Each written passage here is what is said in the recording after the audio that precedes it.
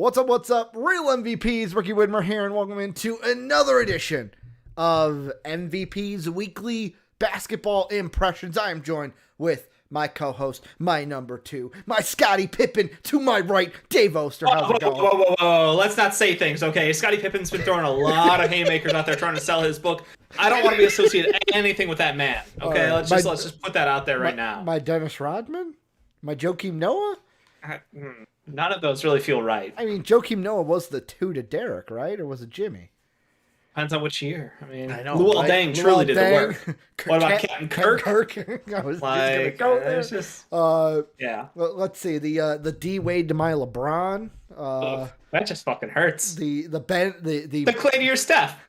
The Clay to my stuff. I like that. There we go. Let's just keep it easy. The Clay to my stuff. The Splash Bros are back talking basketball. But yeah, we are. We're talking basketball week.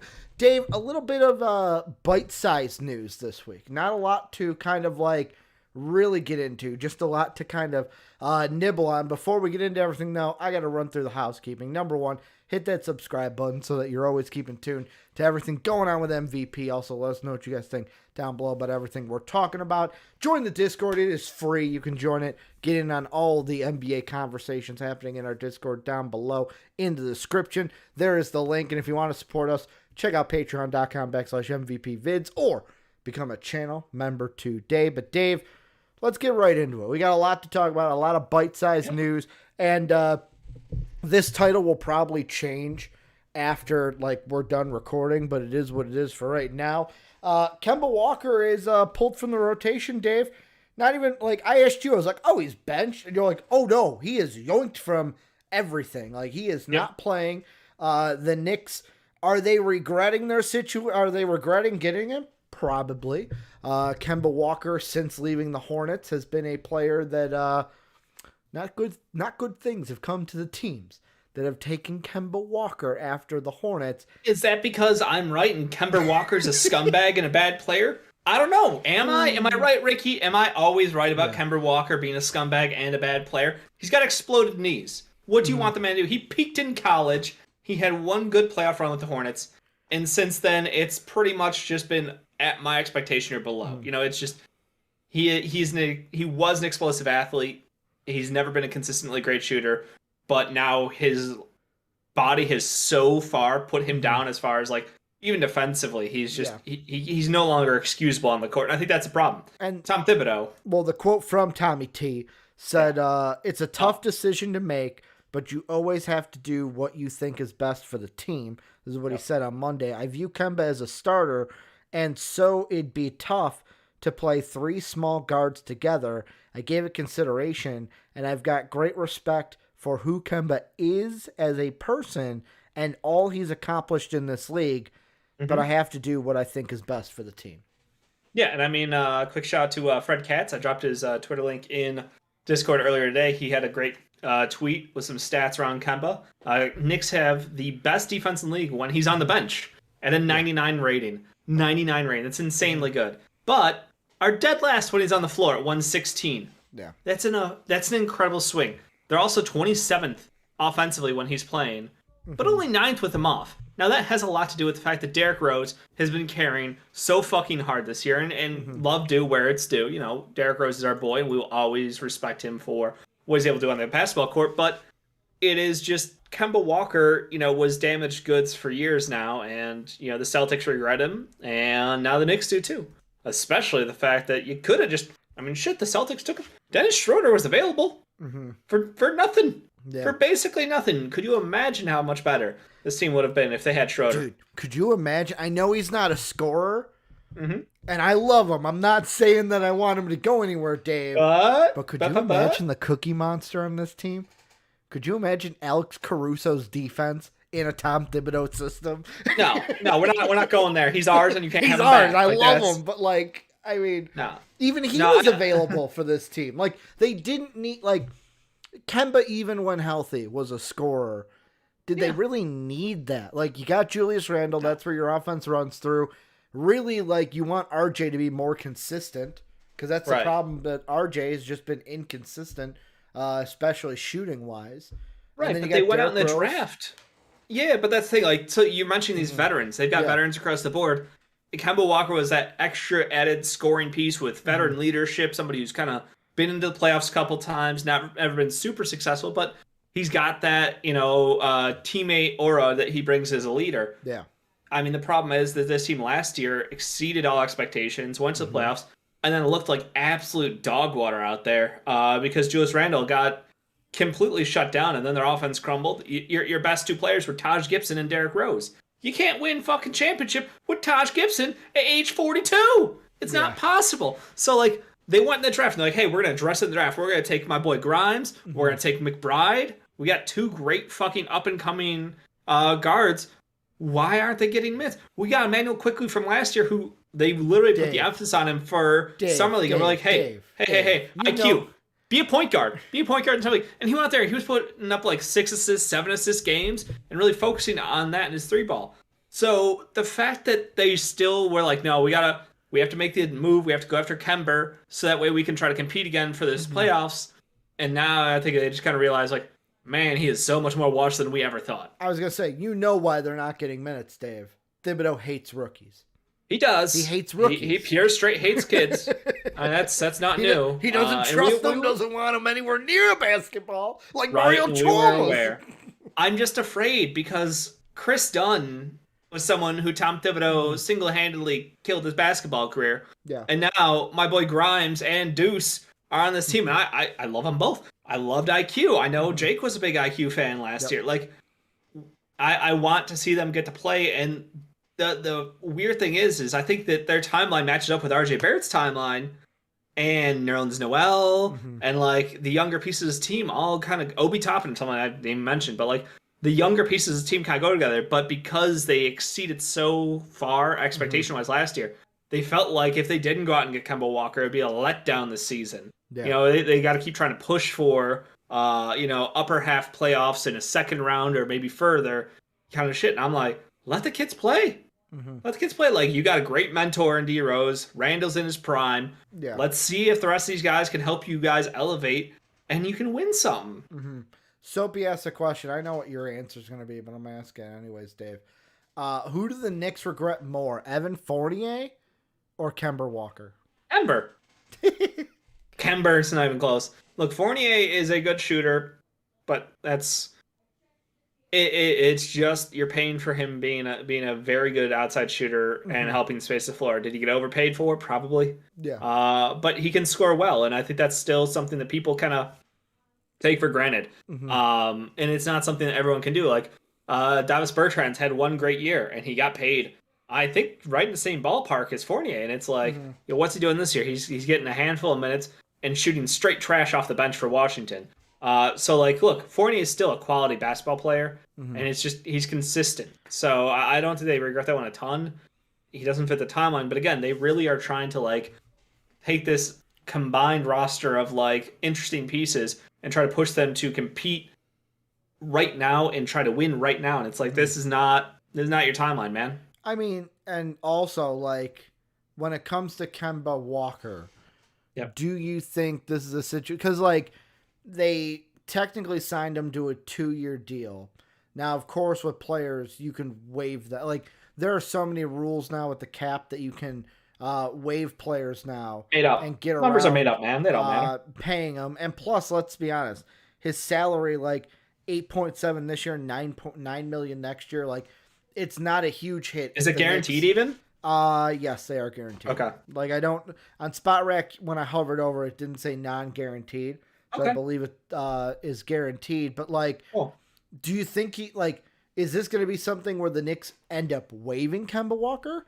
Or is there, is there seriously a team out there? Like, you mentioned pre-show to me, the Nets going to call up and be like, hey, what are you doing with that trash at the end of your bench?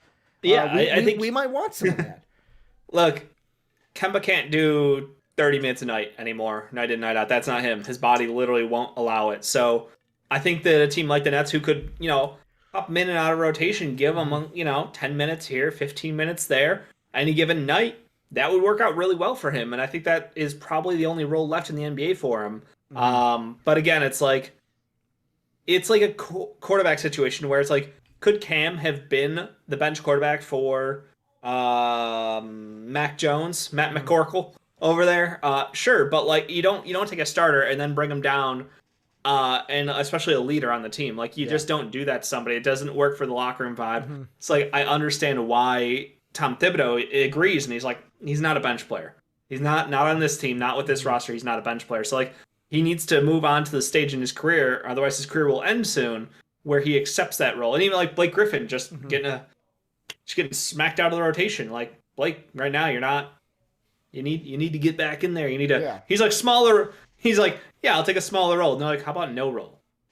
But he'll be back in it. It's just a matter of time, kind of thing. You're saying I think like, Kemba is in a position where he needs to go to a new team and much smaller role, where they're not counting on him, but he's a nice benefit if he can give you anything off the bench. he has to do like we've seen from like, for example, you bring up Blake Griffin. I think of Carmelo Anthony as another one of like, I know he's doing it with LeBron. When you got LeBron, it's easier to do it. But like what Melo's been doing with the Lakers of like, hey, I don't need to be even Melo with the Trailblazers. Like I don't need to go out there and be money Melo like I was in the Garden.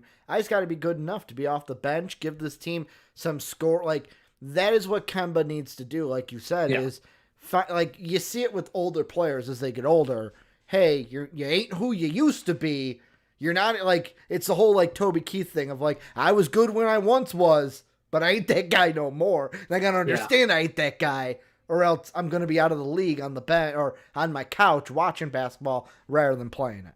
Yeah, and I think that's the thing is you see it a lot with stars who age out or their body ends their career early. It's like, is he gonna take the role and become a bench guy for the next 3 years, or is he gonna be like, I'm just done. Like I don't got it. You know, the ego is one thing that will always fight you. You know, Kemba is a guy who, like I said, he was a college superstar. He was big when he hit the NBA. He had a couple great seasons, but you know, he's a Hall of Very Good.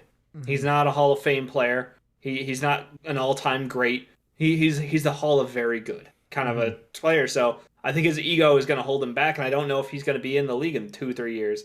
A, because of his knees, and B, because of his ego.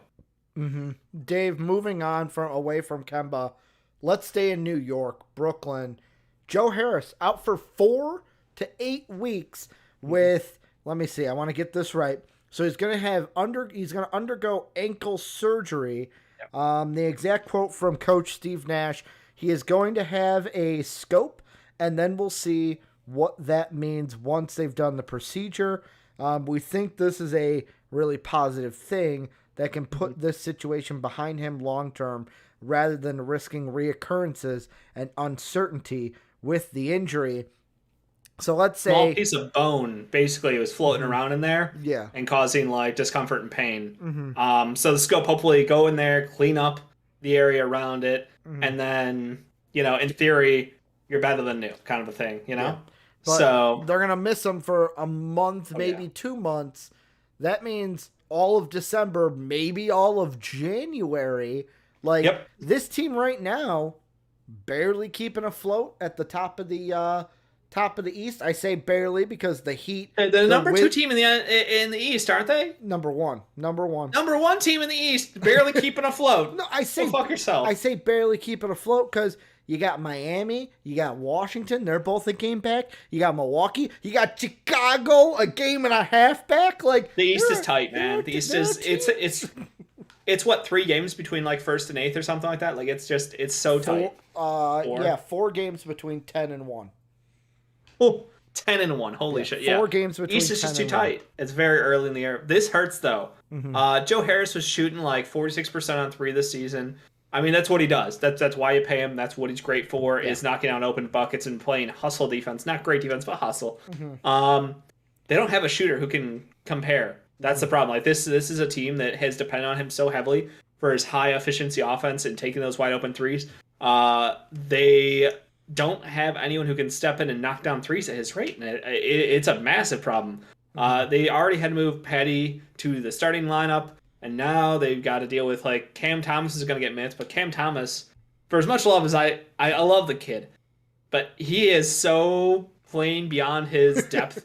It's bad. Okay, He's going to make a lot of dumb mistakes. He's a kid who has all the confidence in the world, whether he should or should not. Yeah. He was out there bragging during press conferences about knocking down a shot over KD in practice. Like, this is a kid still. And you just got to remember that. And it's just like, he's going to get exposed. They're a team who needs someone who can come in and knock down shots. And I think that's, with Kyrie still out and there being no signs of that ending anytime soon. Now Joe Harris out, like, they don't have a true backup point guard. They don't have a true backup 3-point like floor spacer. So like this is a problem.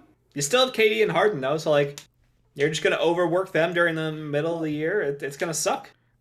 See, I look at this and I go, I don't think this is the worst. Like right now, maybe not the worst thing in the world for the Nets. Not the worst time, at least. And I say that because of exactly what you said. The timing of it, where I rather lose, if you're telling me if I'm the Nets, if I rather lose Joe Harris for 2 months in the regular season, December and January, or have this be a reoccurrence and possibly lose him in the midst of a playoff series, yeah, I'm going to choose December and January because he disappointed in the playoffs anyway. But yes, everyone would agree with you. But like, it's like, God, let's be honest with this team. They're kind of like the Milwaukee Bucks. They're kind of like the 76ers, to where it's like this team, hell, even like the Lakers, when we're like, yeah, this team doesn't need a first overall seed. They don't care where they're seated because they are they are confident that, hey, we got one of the best players in the NBA in KD. We have James Harden, one of the best point guards in this league. If Kyrie comes back, we got one of the best guards in the league, along with Kyrie Irving. They'll be like, if they're the 2, 3, 4, they'll still be confident that they can beat a team, even if they don't have home court advantage. I mean, you're not wrong. You're not wrong in any respect there, really. And I think they're definitely hoping that, they will have Kyrie and Joe Harris both available and healthy come playoff time. We'll have to wait and see on the Kyrie front, but like the problem is just their spacing is destroyed, and Bembry is a very good player for hustle and toughness in defense, but he can't fucking shoot the 3 ball to save his goddamn life. I'm kind of excited though at the opportunity of seeing more Cam Thomas, and I low-key think that Kessler Edwards deserves fucking minutes over some people on this roster, but like maybe they will give the young kid some run. Maybe this is a team where if they're not going against top level talent, I know they just played the Suns and everybody built up that matchup because the Suns were on a heater, still are on a heater. And then they're both top teams, and everybody's like, oh, they're going to both play up for us. And it was a good game. It was a very good game. But let's be honest, like, I think that they can get away with playing their young kids more early, and I think they should do that, lean into that during this time, so you can find out how good they can be, and you can build them up prior to the playoffs. So in case something does go wrong, you do have an option. You don't have a wild card where you're like Boston, where after 3 years, you got Jaylen Brown and Jason Tatum, and after that, your fucking bench and the rest of your lineup looks like shit because all the young talent didn't get minutes when they needed it or when they could have afforded to give it. You just put yourself in a bad situation for long-term growth. I think that like Kessler Edwards is a perfect guy to soak minutes and look good out there, and Cam Thomas fucking bucket. So like, let the kids play. Even if they suck, you're still the Brooklyn Nets, like you said. First place isn't everything during the regular season, and you still have Harden and Durant. Like, you're going to be able to muscle through a lot of these matchups if you need to. Yeah, and I mean, if they need to, this is a team. We talked about it with the, do they go and get like a Kemba Walker? If they need more shooting. I think there's going to be some guys available. Yeah. Yeah, like they can go ahead and get that done. Moving on, staying in the East, heavily East show. Start. Dave, your one of your boys, I'm going to say. Which one? Is coming back. He, in Sacramento, butted heads with Dave Yeager, the Jägermeister. Then he goes over to the Yeager T's and P's. Cancer right now. Goes over to the Pelicans. Great season with Anthony Davis. Tears his Achilles. Is done for the year. Then it's bounced around. Went on the Warriors. Was on the Lakers, I believe, for a little bit. Demarcus Cousins on Sunday was reported signed with the Milwaukee Bucks. And before I ask you, Dave, what you think of it, I have an article here from this. The website is Behind the Buck Pass, which is the Bucks fan-sided site. Okay. They wrote a little article, Dave, of 3 reasons why Demarcus Cousins is great for the Milwaukee Bucks. I want to see if you agree with this. Their three reasons are, number one, the Bucks needed another center with Brook Lopez sidelined. That's true. Second reason is Cousins brings veteran experience to the Milwaukee Bucks. And number three, Demarcus Cousins will provide more toughness for the Bucks. So more toughness, veteran experience. Brook Lopez is injured. All three are true. Not all the points that I would make. But you know what? Sure. It's weird when we're talking about, Boogie being a positive around teams because for the majority of his career he's been a knucklehead. Yeah, like Cancer's a bit strong there. Cancer's a bit strong there. People have labeled him in the past a cancer in the locker room. I think it's been said on some of these videos that we have on this channel. I can't recall that at all. Boogie's a natural born. No. Maybe Mr. Sean Anderson said it a couple times. Yeah, Sean Anderson might have had a problem with Boogie, but that's because he was just jealous. I mean, we ain't seen somebody like Boogie in a long time. No, look, at this point in his career, he's incredibly slow.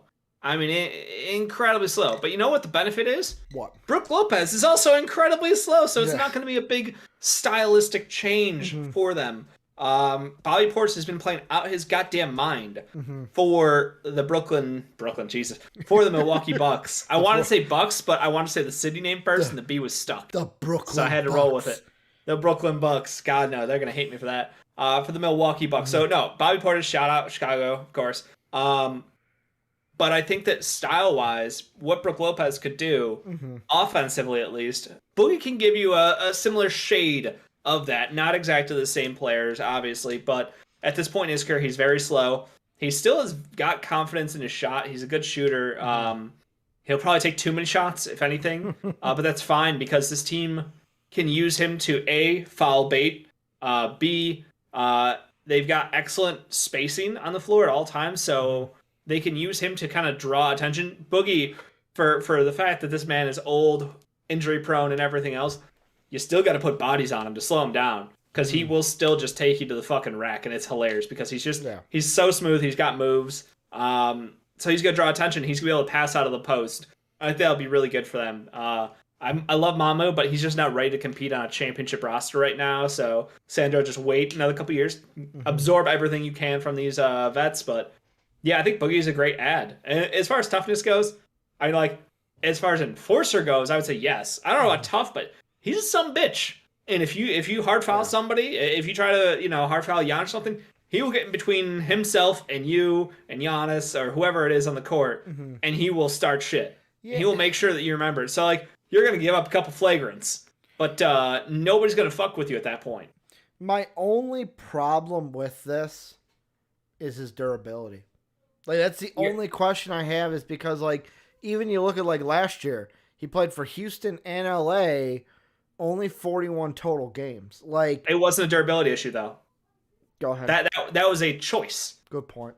That was he played in Houston, he cleared, he looked good. Him and John Wall played together. He was happy.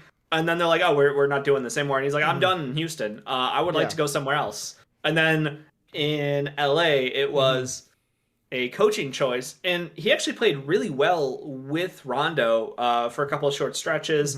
But again, it was a coaching choice that he was not going to be out there because he was not a positive team. Look, he's not someone who needs 30 minutes a game. If this man gets 10 minutes, that's positive.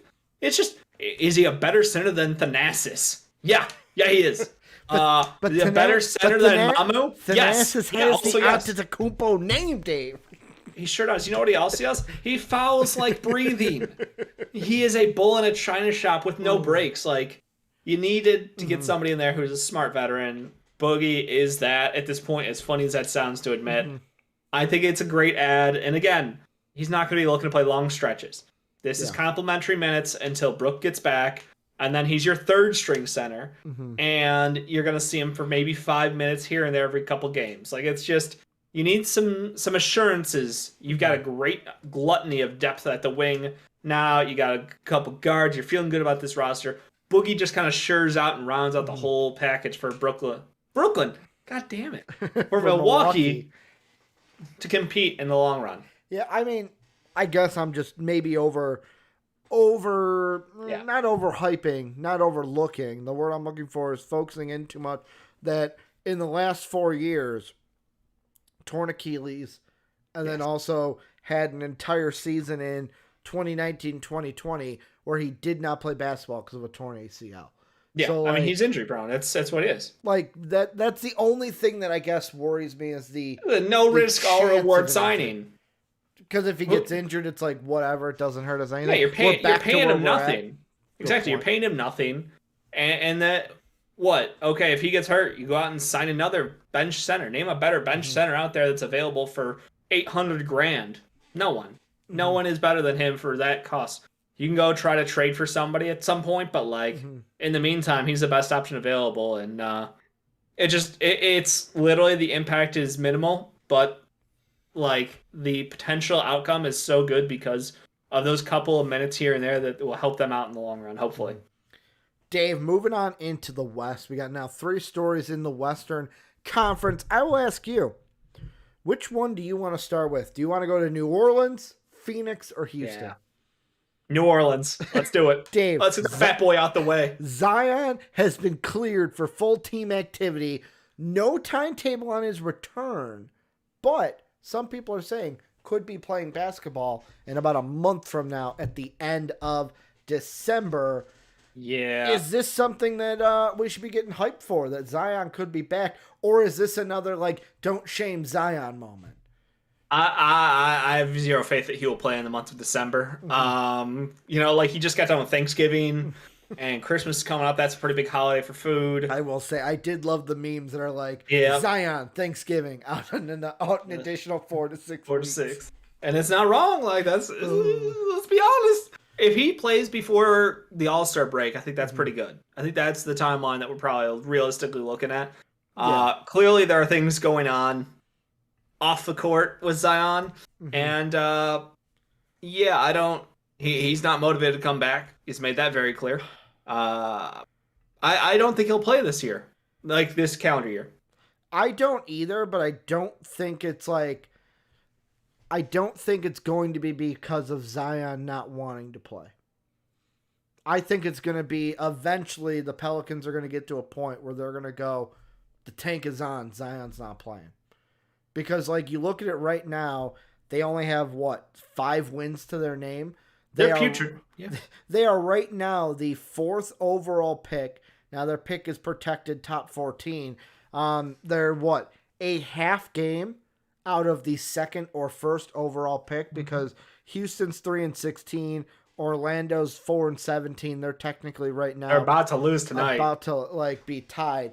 For that top overall pick, this is something that if I'm the New Orleans Pelicans, I'm looking, going, I want one of these top picks. Especially, could you imagine if this team got either Paolo or Chet on this team? If they get Chet, I've already heard the nickname. It's Fat Boy Slim for their front court. Yes! And it's over. It's done. We're moving on. Fat Boy Slim is locked in. I want Chet to be a Pelican now. It's so good. It's so good. It's the perfect pairing. But yeah, draft-wise, I think you have a point. I really do think that there's a chance that we hit the point in the season where they're just there's no benefit. There's no huge benefit to bringing him back. If he's not in game shape according to their conditioning, fuck it, What good is it to bring him back for 15 games, 20 games at the end of the year where it could get hurt again and miss another chunk of next year? Yeah. It's kind of like Shea with OKC, Shea could have played last year for half the year, but they were just what's the point? We're trying to lose games here, and you're not in any trouble. You just continue to practice and you'll be fine, kind of thing. So I think Zion is just I think that is a front office situation, needs to be sorted still. I think that they're going to move on from a couple of people in their front office, and then we'll see if Zion still remains or if he is unhappy with that and he decides to, demand out. Because I think that this is it's so ridiculous that this is a story that Zion wants out of New Orleans and get Zion on all that shit. It's just look, they're a young team. They've got a couple pieces who are decent, but they should not be this bad on paper already, and they just are. Well, it's really like coaching. That's what I look at it. Like, there's some coaching issues. Although I love the man and I love him on commentary, build a fucking wall, Dave. Stan Van was not the right coach for the Pelicans. Right. I thought he would be the right coach when the hire was made. There is a video on this channel of you and I hyping up the hiring when it was made. Well, he went and got the right Steven Adams, and then they replaced him with Valanciunas. They went out and got Willie Green to be their head coach, and Willie Green is head coach so far. I mean, I don't know if it's good or bad. We know it's bad, but like Willie Green as head coach is just so far. What can you pin to him as far as like, okay, Valanciunas is having a career year, great. Y'all don't have a better point guard than Lonzo would have been for you. So if you guys, went from Stan Van and form a fucking wall to Willie Green and Valanciunas. Like, the problem is still there. You don't have a true point guard. Your backcourt sucks dick. I'll just stop there. Your backcourt sucks. You were lucky to find someone like Herb Jones available, and he's been fantastic, and I think we all know that he deserves recognition for that. BI's missed a chunk of games, but he's been BI, like, through and through. He just doesn't have any fucking help on the court. Yeah. I think Josh Hart is still. I spoke highly of him in the offseason. I still think he might be their third best player who is healthy right now. They took a draft pick in the late lottery who's not getting starting minutes over Herb Jones, which kind of gives you some questions. Kind of raises some questions because Herb wasn't a top pick, but he's getting the minutes because he hustles on fucking defense. He plays lockdown defense. He plays help defense. So like, there's a lot of questions around like Murphy, and like they've got a lot of wings and no point guard, no real shooting guard who's consistent. It seems like the front office has fucked up the job. That's all. They just fucked up. So you're blaming like a Dave Griffin? Yes, I am. I'm blaming Griffin, and you know who else? Who? Little cast off from Chicago. Gar Forman. He's their scout, right? Or works in their he has a front office assistant role, I believe. And he's also one who filed the complaint about the trade for Lonzo Ball. That's right. That has accumulated, and we're waiting to hear those results still. We're waiting to hear how we did nothing wrong, and we're not getting charged with shit. Come at us, bro. He's just a salty loser. He's a salty old man loser. That he got fired, and AK's doing what he couldn't do in 16 years. Exactly. More than that's like all less it is. than that, but you know. You need to clear out Griff. You need to get rid of Gar Forman. I think they need the front office cleared out completely. I don't know that I would pull the trigger on Willie Green. He hasn't done enough to tell me he's a terrible coach. But at the same time, like, I don't know how many wins this team should have. They've had some situations where they should be competing much better than they are. We'll just put it that way. And you want to know what I'm sitting here thinking, Dave? Yeah. I want Alvin Gentry to be so successful with Sacramento, at least for the end of this year. Looked really well if he gets a job. Because look at it this way, Dave. I know it's been a couple years for one of them, but 2015, they fired Monty Williams after 5 years. Yep. Monty then goes to Phoenix. Oh, they get him actual players like Chris Paul and Devin Booker. Oh my God, he's in the NBA Finals. Alvin Gentry. Now we're going to let you go. We're going to bring in Stan the Man. That's why I want Gentry to look good. I want this to be a Pelicans where it's like, wow, if we would have maybe got these coaches some guys that they could have worked with, like, maybe they could have done something. And I believe, don't get me wrong, I think Chris Paul was in New Orleans or with Charlotte, because it was Charlotte into New Orleans. Or Hornets into Pelicans, I should say. It was always New Orleans. Hornets into Pelicans when Monty Williams was there. But, like, they really didn't do anything. And then the whole Anthony Davis situation happened where he wanted out and didn't want to, like, give effort as well. So it's like, when is New Orleans just going to get a kid that's like, I am here for this city. I'm going to play for this city. Thought Zion was that guy. Seriously, he hasn't said anything publicly that he's not, but the writing has been put out there and he hasn't dismissed it. Yeah. And I think that's the concerning part. And the fact that he's been, unable to play, like, DNP fat is something ridiculous to put out there. Like, that's just... DNP fat. I mean, shit, the only other person I know who's had that issue is fucking, like, Joel Embiid, and that's because overcompensated from when he was a twig. Wasn't there a player for, like, the Clippers that was like, here, I gotta look Way up. back, maybe. There was a Clippers player that I swear, like, he had a legit problem with weight. Oh, there was a guy who got bounced around who was I know who you're talking about. He was on the Hawks too. John Williams. He Oh, got no, suspended for being overweight. that's hilarious. Mm-hmm. No, there was also a 300+ pounder. Can't remember his name. They tried. He got a shot on the Hawks, the Warriors, and maybe somewhere else. Tell us in chat though. Big fatty. He was like a 4 or 5. But he was massive. He was absolutely fucking wide boy. But yeah, no. I think it's just a matter of, hey, New Orleans, hold out hope that your front office will be completely cleared out, and then your team will be fixed in a year or two. I don't know that Zion's 100% out, so I think you just hold out hope and enjoy, Valanciunas and BI playing basketball. Jared Sullinger was one, not who I was thinking of, but he definitely did. Are you talking about he had talent? Are you talking about the kid from Purdue? There was a kid from Purdue who was a power forward that we talked about with Sean on the fast break that he dealt with weight. Is that who you're thinking about? I don't know. I gotta look up his. I'm gonna look. It's up his, bugging me. Yeah. I'm gonna look up his name after I ask you, Dave. Yep. Are the Suns the best team in the NBA? That's where we're going next. You mentioned earlier they had a little bit of a streak going. They are the defending Western Conference champions. I know that a lot of people want to put an asterisk on that because of the injured Lakers, but are they the best team in the NBA, Phoenix Suns?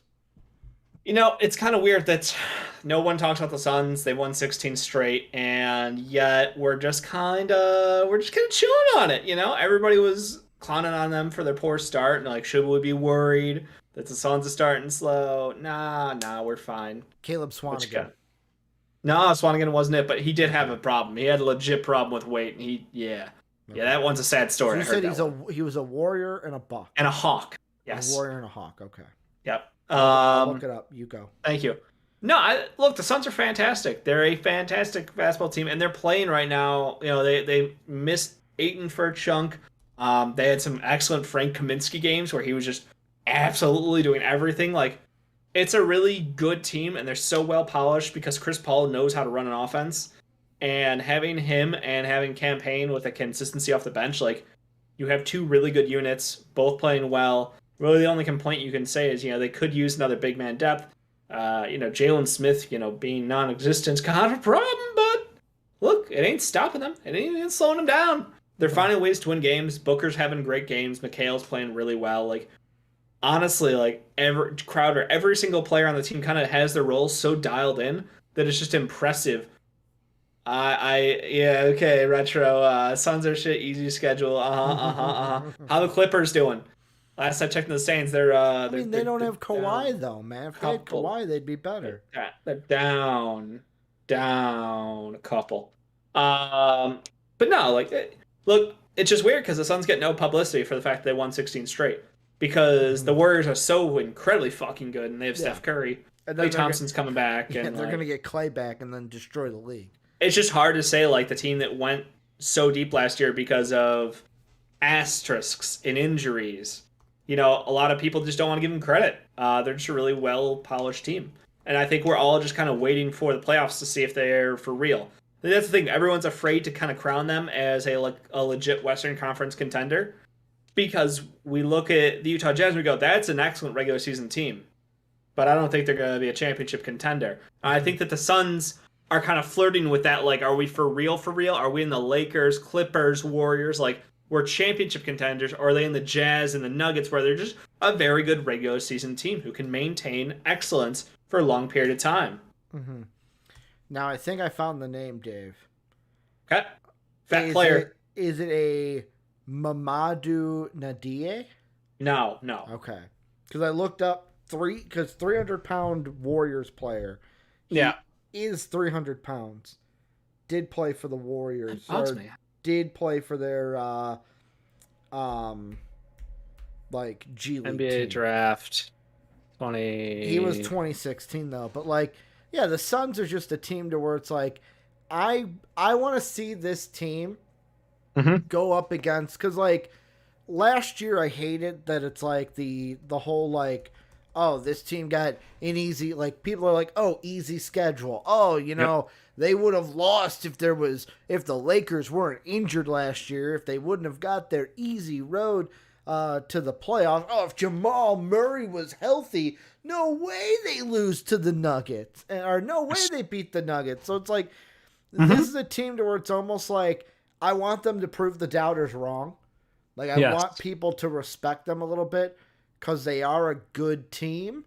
However, I do think that a healthy Clippers team, like if Kawhi comes back and he is healthy, is a better team in a playoff situation than the Phoenix Suns. Omari Spellman. That's who it was. That's who you were thinking. Baby Draymond. Big fatty. Baby Draymond. Yeah, sure. Big fatty. I hate to say it. Like he had weight issues and he was unable to address them. Isn't he still in the league? He's he might be in the G. He might be overseas. I don't know. I haven't heard his name in a bit.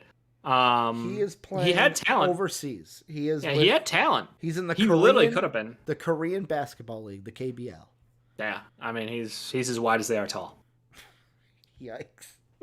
Earlier this year, he was with the Erie Bayhawks, and then now he is in the KBL playing. Legit, if he can get down to like 240, he would be an NBA player again, without a doubt in my mind. Like 242, right in that range. What's up? Jesus Christ! Do you want to know who the NBA affiliate is for the Erie Bayhawks? Yeah, the Pelicans.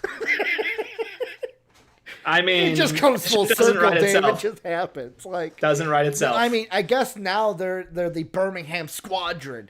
But when he played for them, they were the Erie Bayhawks. They are the Pelicans affiliate. I just looked at that and was like, really? Like, you can't make this shit up, Dave. Yeah. You can't. But no, I mean, Anyway, Phoenix Suns, I don't think that anyone will recognize them until the playoffs. And we see them take out a team with talent back. I feel like they're just... Right now, like I said, they're in that category with the Jazz and the Nuggets of last year or the year before, where it's just like they're not really championship caliber team, but they're very good. They're a very good team, I just don't believe they're championship winners or even contender. If they do what they did last year, then I'll believe it. But like right now, can they get over a team like the Clippers, like the Lakers, like the Warriors? The Clippers, the Clippers with Kawhi, no. That's what I'm saying. Healthy Kawhi, no. But like, there's also a thing of like, I know this isn't the topic, but like for me, I've said it in the Discord, I've said it on my Twitter, like I've seen, and yet again, I feel like Jake watching Ben Simmons shoot a three in a workout and going like, oh my God, it's gonna happen, and then it doesn't. But like, I look at these videos and these clips of Klay Thompson. And you hear like his mentality. Jerseyed up. Oh, like Dave, I'm telling you now, he's gonna come in. He's just gonna hit the road running, and this Warriors team is gonna be like. There's a part of me that thinks, he comes back, he starts playing on fire. Is this team as good as they were when they set the like most wins in an NBA season's Warriors? They're playing better defense than that team. Yeah. And if Klay comes back and they can maintain health, that's the thing. Right now they're riding high on Otto Porter being healthy, which is wonderful. And I fucking love that he is. And I knew that he could be a great player when he was healthy. So it's rewarding to see that. But like, they're getting excellent play out of their role players. And there's just a lot of questions around whether they can maintain that health. Iggy's someone, again, great mentor, great veteran, amazing bench guy for you, great leader. But, will he be healthy as long as you need? And, we still have the big the asterisk on their team. When Wiseman comes back, what happens?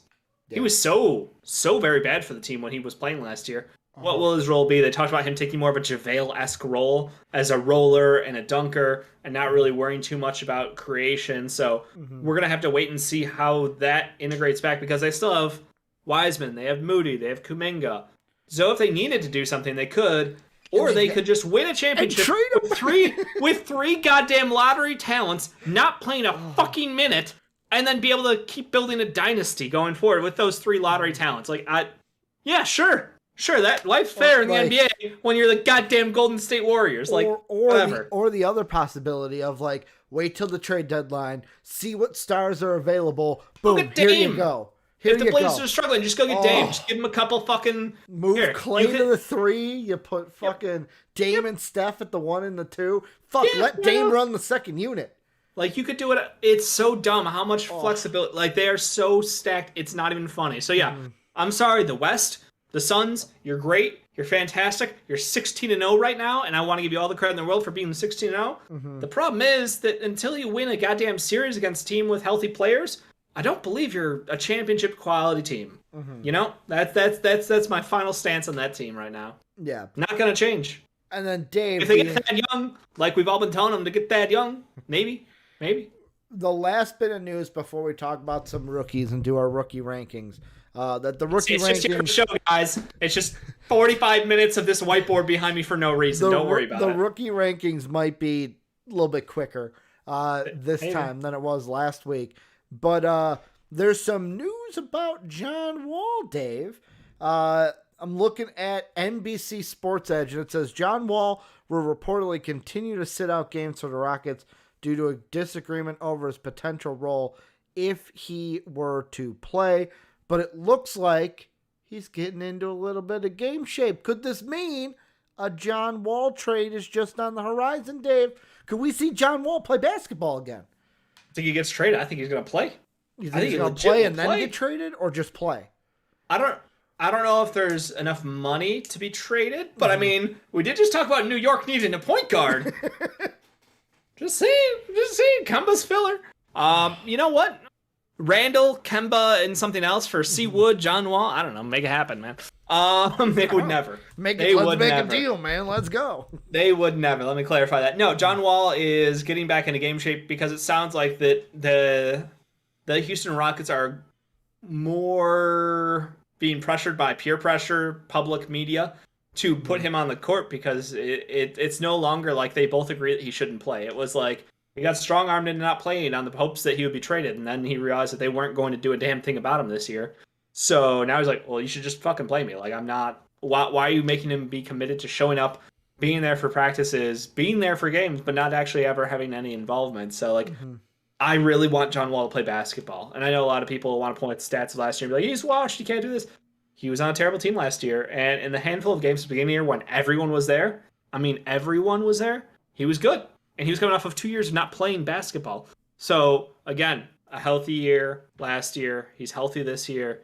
He's been able to practice. He's been around, the team. So, it can't hurt the team. It can only make the rookies better. And I know they're like, what about their minutes? And I'm like, Jacob isn't even getting minutes on the main roster, so I'm not even worried about that. Silas is such a shit head coach.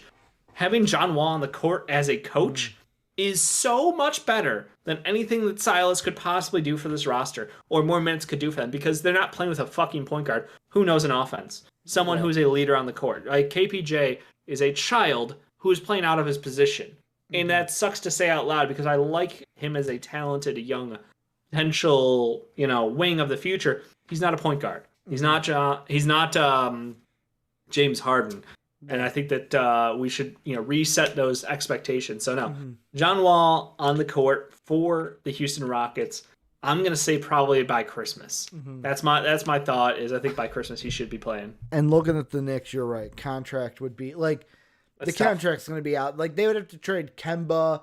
They would have to trade Evan Fournier, which ain't gonna happen because they signed him to that 4-year deal. I know he's not playing what you thought he would be playing. But you're not going to trade him year one, not even full year, into a 4-year contract. You think they would? I don't think there's any reason to not to. Okay. I think that New York has a sense of... They have a smell of desperation. Okay. I'll put it that way. Tom Thibodeau does not like being mediocre. He is someone who wants to try to win, and he will play his players 45 minutes a night to win. So, no, I think if there's moves to be made, he would make them. It's hard to see contracts working. I understand. Yeah, because he's John Wall is $44 million? $44.5 million. And it's I don't know what team needs a point guard and could swing that kind of a. I mean, OKC's got infinite money to use, so OKC could be a middleman team, and the only teams I think of, the Nets, but they don't have the contracts for it. They we talked about them. They don't have. I think the Clippers. I think he wants to play for the Clippers. I was gonna say they were talking about Bledsoe. I was gonna say if the Cavs continue to be a team that's in the playoff hunt, do they try to make? Does this team make a move to accelerate their timeline when they shouldn't? And what? Get Christian Wood? No, I would them making a deal. They already got the 2 Twin Towers. They wouldn't. I mean, no, they got 3. They got Lowry Marketing, they got Evan Mobley, and they got Jared Allen. And they put got Christian Wood at the 2. Don't forget K Love now. Yeah. He'd be on his way to Houston. Yes, he would. But no, So you said the Clippers would be a team. I think he wants to play for the Clippers, and I think that one, at least you can sort of see a path, but I don't think it's going to happen. I think he will play out this year on the Rockets for the Rockets, unless OKC is heavily rewarded for being a middleman in a transaction. Mm-hmm. So, let's see. I'm looking at, yet again, I'm just trying to fill things that I think the Clippers could give up, or it's hey, we wouldn't really care if this player went by the wayside, but you would have Serge Ibaka and Eric Bledsoe, but you would still need about You would still need about $9.4 million to swing it. Yeah, it's rough. And it's they're not going to trade PG. They're not trading Kawhi. They're not trading Marooks. They're not trading Kennard. Reggie Jackson's here Kennard to is stay. tradable. You think Kennard is? I know Retro would hate me for saying it. Okay. Kennard's tradable. Okay. I didn't know if it was instead trading a Justice Winslow. Well, yeah, always trading. Winslow, Keon Johnson, and then Keon, probably Hartenstein and Preston. Trying to Hartenstein's too good. Trade all those lower. Now you could have Zubats, you could have Ibaka, you could have Kennard, you could have Bledsoe. All those guys are movable. Because Kennard would make the deal work, I think. Yeah. I think Kennard would make it workable. So Ibaka, Bledsoe, Kennard makes the contract work for. Yeah, but you're going to give him back another wing, either Daniel House or Tate or someone in that. Somebody. Yeah. I think it makes both teams better in the long run, especially with Ibaka is still back, being a question mark going forward. We don't know. Hartenstein just needs 30 minutes a night. I don't care. They'll foul out every night. Just give him the minutes. Or could it be and yet again, this is me just playing with the trade machine, but could you see a deal of, hey, we want to keep Kennard. All right, we'll give you Ibaka. You give us Daniel Tice. Yeah, that could work too. Damn, you would still need to cut $8.2 million. Jesus Christ! And, yeah, contracts are massive. Yeah, especially with the 44. But Supermax, baby. So worst call by the NBA in a long time. You think end of December, John Wall's playing? I think he plays for the Rockets. Yeah. Okay. They need a point guard. They need a leader. He has both of those things. He still is very good. I know they don't want to win games, but they look so bad that I think they're hurting their young talent by not putting a point guard on the court. How long has it been since we've seen John Wall play? He played last year. He did, okay. And then it was 2 years off. He had back-to-back injuries. One was a fluke injury at his house, which is sad, but yeah. Played 32 games in 2018-2019. Then was out for the entire 2019-2020 season with a left heel, Achilles, and an infection. And then, like you said, played 40 games last year with the Rockets. Yep. Man, the Supermax fucked up the NBA so bad. Mm-hmm. And they're like, hey, we're going to let the Supermax, that way teams can keep their homegrown talent. And every single person who's gotten a Supermax has been moved. Yeah. It's almost like locking down a player for that much money makes them unmovable. Because they've all been moved. They've all been moved. To the point where it's it's a toxic contract. No one wants them that much. Yeah. You don't want to pay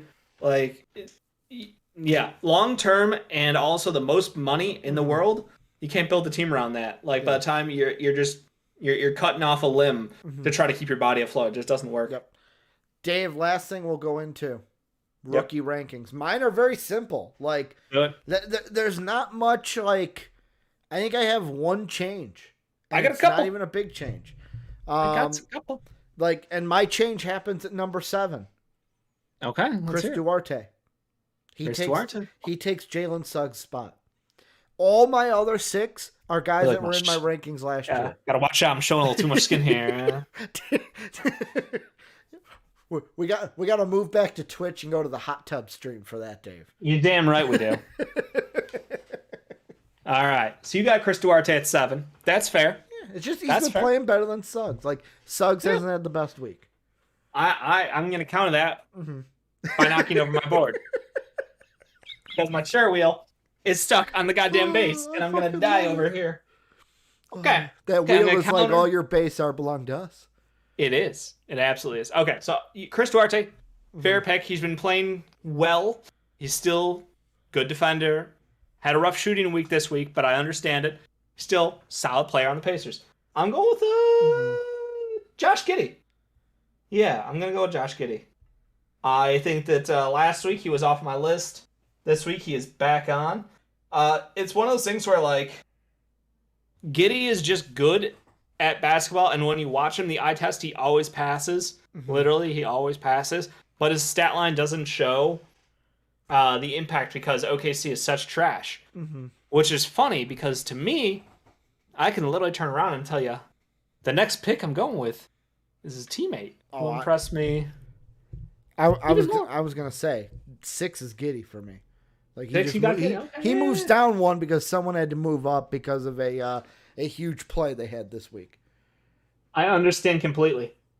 Dave's like, I know where you're going. Yeah, no, Josh Giddey, like I said, great player. No complaints on that front. You said it's a teammate? I'm putting the J-R-E. Joe Rogan experience. Okay. The Joe Rogan experience is... I really think that he's playing really well, and he's knocking down shots, which is one of the biggest reasons why I docked him during the draft process. Yeah. He was a good player in college, but Jeremiah Robinson Earl is someone who I thought would have more difficulties transitioning to the NBA. Yeah. But maybe it's just the opportunity of playing in OKC and all the available shots and the fact that he's got so much agency in his role. Like when he's on the court, he's not just a big man. He's not just a slasher. He's doing a little bit of everything. They kind of gave him like the backup Baisley role. And Baisley is someone who, I mean, he's got the basketball IQ of a fucking rock at times. He is the reason why they're losing games, and I think that's intentional by him and the coach. They're like, hey, we can't win this game. I need you to go out there and just start chucking for no reason. Turn the ball over like you were born to do it. Like, just start chucking the basketball. It's just that is what it felt like. But like Jerry actually looks really good with the ball in his hands. He's making smart passes. All the respect in the world to him, and I am glad that he is having this opportunity to succeed early in his career because I think he deserves it. He was a good player who got overlooked because his shooting issues in college, and we'll see how well we can keep up on this list. Dave, I think you know who my number 5 is, though. Yeah? It's Ayo Dosunmu for that fucking poster he had on LP, baby. Put him in the ground. LP might have been late to it wasn't even LP being late. It was just Ayo fucking elevating, going upstairs, saying, get the poster machine ready because I'm putting LP on it. Okay. Now, Ayo's a good role player.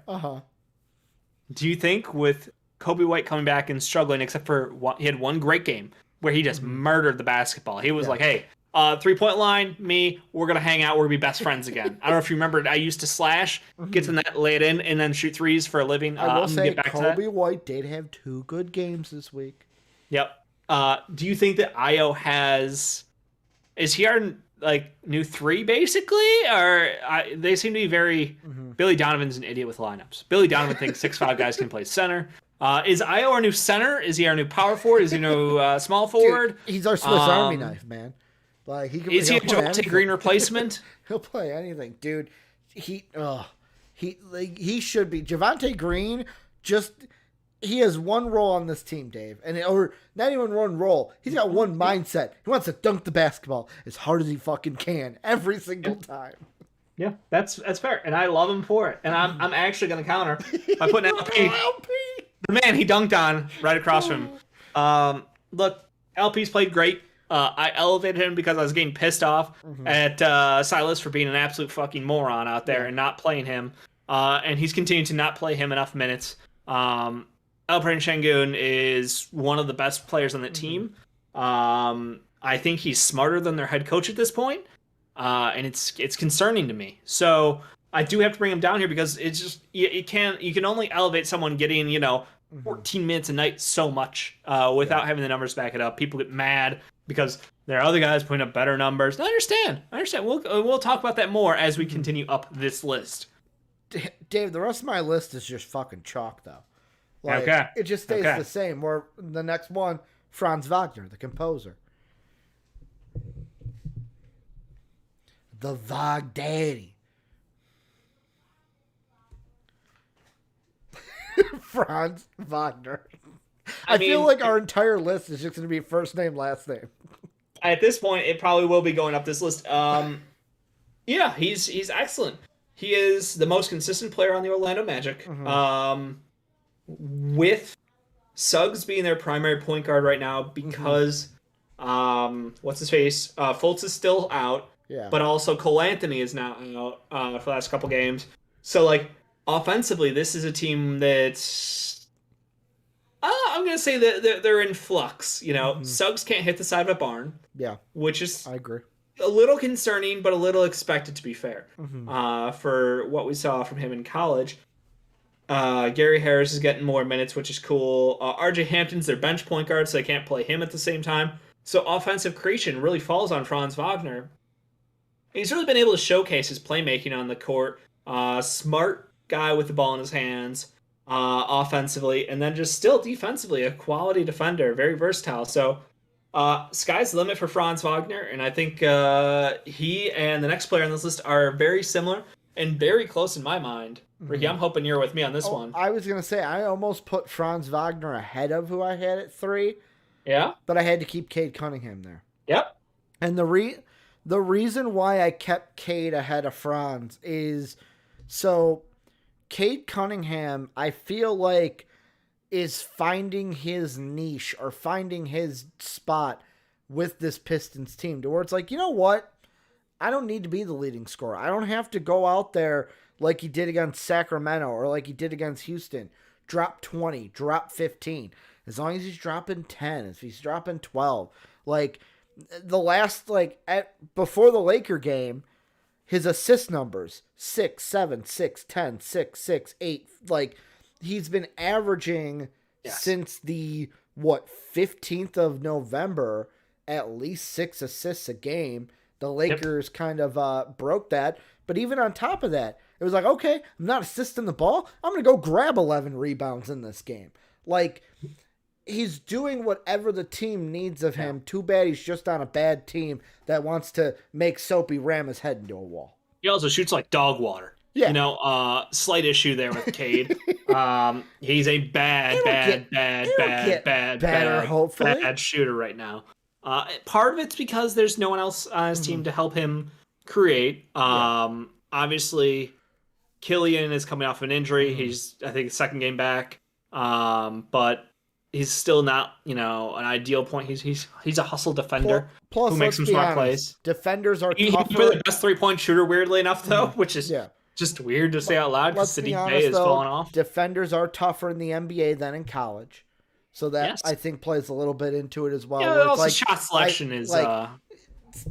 shot selection's part of it, but, he can't do what he did in college and just be like, I'm going to try to take over this game because the dudes are bigger, faster, stronger in the NBA than they were at Oklahoma State in the Big 12. A little bit. I will admit that there's a little bit to that. Sophie says, "Watch the Killian slander." Dude. I'm defending Killian as Killian defends other teams. He's a good defender. Offensively, he's a great shooter with the spectrum of the Pistons as a whole. Apparently, he's a great shooter for the Pistons. I think that he needs to continue. They need to work on their 2-man game with Killian and Cade. I think that if they want that to be the future, They need to continue focusing on Killian being able to create for others and Cade to be willing to make extra passes and not take those shit shots. To be entirely honest with you, I get it though. You're sensitive. Your team is bad, and beef stew. T's and P's for that man. Who would you rather see Chet be on, Detroit or New Orleans? Literally just New Orleans for the nickname. Fat Boy Slim, or would he fit better with Detroit, with Cade and company? I think that his role is harder to find on Detroit because of Jeremy Grant. I think Jeremy Grant is so fucking good, but so like out of public mind because everybody's just trying to trade him off, a terrible team. And I think the reason he took Detroit for a contract instead of the Nuggets was because he wanted to be the number one guy, or at least number two guy, option wise, offensively. Or if you're Detroit, do you want Paulo? Because then you could just trade Jeremy, because Paulo will fit in right where Grant is. That makes a lot of sense. And then Beef Stew's your center. Yeah, I don't know. In chat, we got Bravo and Soapy talking about centers. They were talking about if they need a center or not. Yeah, so it's a question of, can Chet defend? Yes. Can Chet play center against other legit 7-footers? In some respects, in others, definitely not. So it's going to be a big old asterisk out there. He might come into the NBA and play the 3 or the 4, and then we'll see about long-term being the 5. But they're a team that's not in a rush, which is the nice thing. They've got time. They've got patience. You know what you're due if you're the Pistons, Dave? You ready for this? You go ahead. You take Paulo with the number 1 pick because Detroit gets it. Then with your second rounder, you make a little trade magic happen. You do what the Memphis Grizzlies did. You trade up to like the 30th overall pick. You take Kofi Cockburn. There you go. There's your center. There's your center moving forward. Is he better than Luka Garza? Yes, by far. He's stronger. He did. He's not a better basketball player. He made Luka Garza look like a bitch in college. Yeah, but Luka Garza's a better shooter. Yeah, but they need a better shooter at the 5. Oh, at the 4, they do. At the 5, do you floor spacing's a real thing. I'm just saying, floor spacing's a thing. So it's something to consider. Pistons fans, let us know what you think. Number 2, this is where I don't know if we're going to be exactly the same. Yeah, Scottie Barnes. Okay. I didn't know if you were going to put Scottie above Evan because you had mentioned pre-show that you were thinking about it. But it's Scottie Barnes. No one's touching Evan Mobley even when he's injured. That's right. And I will take the biggest victory lap on Evan Mobley because what did I tell everyone? Everyone's like, oh, I got to worry about Evan Mobley, especially next to Jared Allen. I'm like, no, he'll be fine. He's Evan Mobley. Did you not watch him at USC? He's fine. No, we did. Yeah, he's very good. Fine. He's very good. He's over-exceeding expectations in year 1. I'm really happy for him. We don't know how it will turn out in 5 years, in 10 years from now, what it'll look like, but we can tell you right now, on week 8... Maybe week 8 of the season. Evan Mobley is still the best player out of this class, and it's not even close. Scottie Barnes is playing really well on a Raptors team, which honestly playing pretty well. They're not great, but they're playing pretty well for what they've got talent wise. I look. These 3 are so close. Barnes, Cunningham, and Wagner. In my mind, you could coin flip all 3 because I think that if you switch around... say these 3 are so close, but Cade's in the middle. Cade's just right there.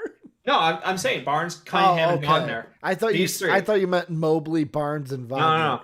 I'm saying all 3 of these players, as far as their performance this year, are very close. I think if you put Wagner on the Pistons or Barnes on the Magic or wherever, Cunningham on wherever you want, the Raptors, I think all 3 of them are very similar, and I'd be intrigued to see, I think I think Franz Wagner, on a team like the Pistons or Raptors would look excellent. I think he'd look better. I think he'd have more opportunities. We're only starting to see now what he can do as a passer because of literally 17 injuries to Orlando Magic, where he's forced to take a bigger role, and he's thriving in it. I think Cade Cunningham has all the shots in the world, but Franz Wagner's a better shooter. Scottie Barnes had a slump where he wasn't taking threes. Not poorly shooting, just wasn't taking them. He went out there and he started 4 or 5 from 3, and then he just started getting some confidence, like heat check threes, and you're like, all right, slow it down, buddy. Slow it down. Slow your roll. I love the confidence. He's just infectiously fun to watch play the game. So like, they all bring something different to the table. They're not similar as far as that, but I think that they're similar as far as their performance and what you're going to get out of them. Yeah. And I think that any of these 3 guys, you could switch their teams around, and the results would largely be the same, because I think that all 3 of them are literally like minuscule differences right now. Like Scottie is so athletic, he's so great on the attack. Franz is a half-court fucking genius. Cade Cunningham is got. I want to be nice because Soapy's here, and I don't want to piss the man off. Soapy's here. Bravo's also a I was gonna say we got 2 fans in chat, and I wonder who Bravo's talking about when Bravo says I hate that Detroit hater. Talking about me, or we talking about Dave? We talking about somebody else? I don't think I'm a Detroit hater. You guys are a bad fucking team. But point being, all 3 of these guys very close right now, and I think that all 3 of them, if you switch opportunities, like, they'd be roughly in the same spot on our board. But when you look at these guys further down, like Io, LP, Giddy, Duarte, like Jerry, I mean, that was a long shot, but great for him. Even like JG4. If you put someone like JG4 on a team with a point guard, like say that, say he was playing off ball from Garland this year and Ricky Rubio. Yeah. I think he'd be doing phenomenally. I think he would be doing so well for himself. And that's the thing, is like, as you go through and look at this, where you land in the draft is so important, because even if he falls down, like, great. If he went to Toronto, he'd be playing off Fred VanVleet and he'd look great. You know, if he was going to Orlando, that would suck. He would be in the same position as Houston, where they don't have a true point guard right now. OKC, mixed bag. Golden State, Jesus Christ. I mean, like, would he even he'd either not get minutes, or he'd be getting 25 minutes a night and putting up 24 points, something ridiculous. Like, it's just so situational on how well these guys fit. We still have top talent. Primo's in the G League. Book Knight doesn't get fucking minutes in the NBA right now. And we're talking about picks, 11 and 12. Yeah. It's wild how much where you land affects your stock. Hispert, somebody who we thought was an instant impact player. Instant impact guy who can walk in the NBA and knock down shots. What's he doing? He's buried in Washington. Look, I love Wes Unseld. He's winning games, and I have no complaints for that. But, like, they're waiting for Rui to get back, and they're already so deep at the wing. Yeah. Like, they got to make a move. They got to move somebody on this roster to free up minutes for Rui. And Kispert's not getting enough playing time, and, he's all right. It is what it is. He's talking about Jalen Green. Jalen Green's a Detroit hater. Yeah. Okay. That's fair. He literally didn't want to go there. That's fair. Yeah. He knew he wasn't getting picked 1, I think was the problem. So he instantly just turned heel. At some point, you got to respect it. You got to respect that makes sense. I know you're not going to take me, so fuck it. I'm turning heel against your fan base. Yep. I'm going to lean into rivalry. It. I'm going to excite my fan base that I'm going to go to at number 2. But Dave, I do have an update on somebody who's really good in college basketball. Yeah. You know who's a name in the draft process we're going to have to keep a fucking eye on? This is not his name, but I'm giving him the Soapy Muffins name that he gives him. No. Master Oogway, baby. Oscar Toshiba. We got to fucking watch him. Do you want to know what he is? So, right at the end of the game, do you want to know what he did tonight against Central Michigan? Let's hear it. 20 points, 15 rebounds. Like, this guy is averaging above 13 rebounds a game. Like, I'm just saying, when we get to draft talk, don't keep Master Oogway out of your talks, because dude is dominating college basketball right now. LSU did hire Kelly away from Notre Dame officially. Saw that. Giving you a smattering of sports now across the board. My coworker text has just been going off because one of them is an ND fan. But Dave, any final things about the NBA you want to mention before we wrap up for this week? I think it's exciting. I think we've got a lot of fucking storylines going. Just enjoying good basketball right now, man.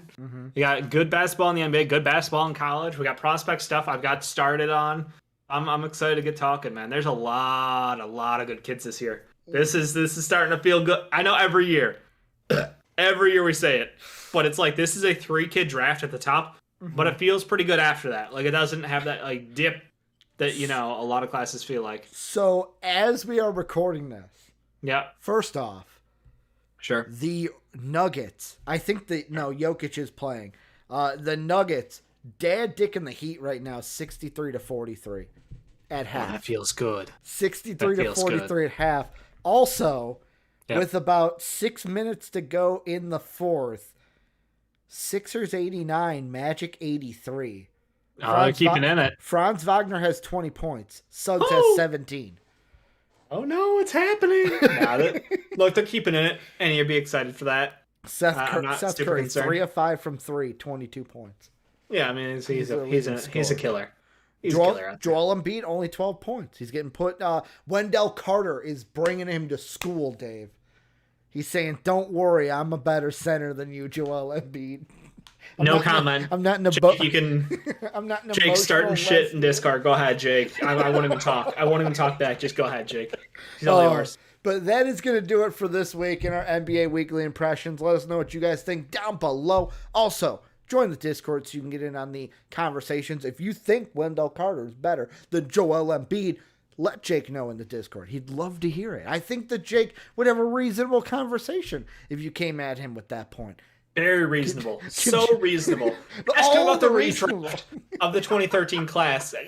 Just throw it out there. See how he takes it. Oh, man. But you can join that for free down below. If you want to support us, check out our Patreon page or become a channel member today. Both those links are down below as well. Then hit that subscribe button, that like button, that notification bell to make sure you're in tune with everything going on with MVP. Dave and I will be back next week talking more basketball. Thank you guys for being as great as you always are. And as always, have a good day, everybody.